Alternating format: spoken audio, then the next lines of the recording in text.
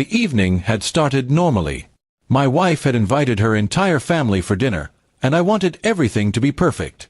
I stood in the kitchen, carefully stirring the curry while checking on the roast in the oven. The sound of laughter came from the living room where her parents, siblings, and cousins had already gathered. It was supposed to be a warm family night, a chance to bond and show them how well we worked as a couple. Just as I was setting the table, I realized we didn't have enough chairs for everyone. Calmly, I told my wife I'd grab a few extra from the garage. She nodded, barely looking up from chatting with her sister. I wiped my hands on a towel and headed toward the garage, thinking of nothing but keeping the dinner moving smoothly. As I pushed open the garage door, I froze. The lights were already on, and the scene in front of me made my stomach twist. My wife was there, locked in an intimate moment with another man. Their bodies pulled apart instantly when they heard the creak of the door, but it was too late. The truth hit me like a hammer. While I was inside cooking for her family, she was betraying me in our own home. I stood there, unable to move, my mind racing. My wife's face turned pale, and she stammered something about it not being what it looked like.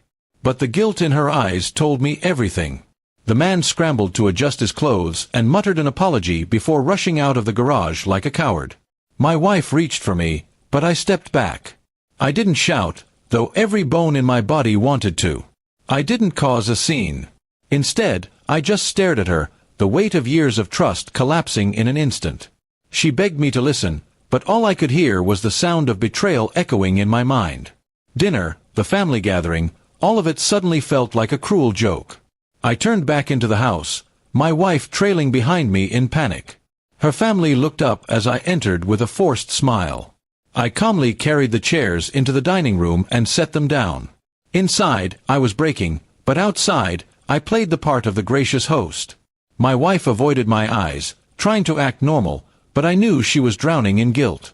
As everyone ate, I barely touched my plate.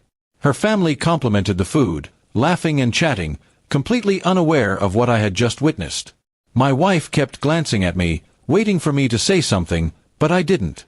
Silence was my revenge for now. When dinner ended, I excused myself, saying I had some work to finish. My wife tried to stop me, but I whispered in her ear, "We'll talk after your family leaves." Her face drained of color, and she nodded, knowing the storm that was waiting.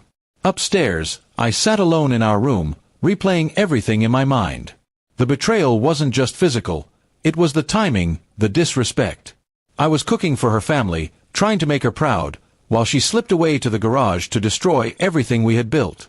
Hours later, after her family finally left, she came upstairs with tears in her eyes. She begged me to forgive her, claimed it was a mistake, and swore it would never happen again. But her words felt empty, like ash. I told her calmly that I wasn't a fool. A mistake doesn't happen in the middle of a family gathering, just steps away from the kitchen where her husband is working hard. That was a choice, not an accident. Her sobs filled the room, but my heart was already turning cold.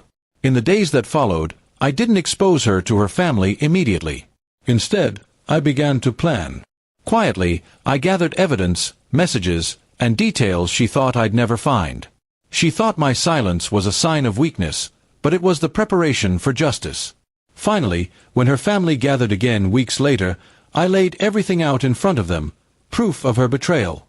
The same living room filled with laughter that night became filled with shocked silence. My wife collapsed in tears, and her family looked at her in disbelief. I didn't need to yell, I didn't need revenge in anger. The truth itself was the biggest punishment. I walked out of that house with my dignity intact, leaving her to face the shame of her choices. My pain was deep, but so was my resolve. Never again would I allow myself to be disrespected like that.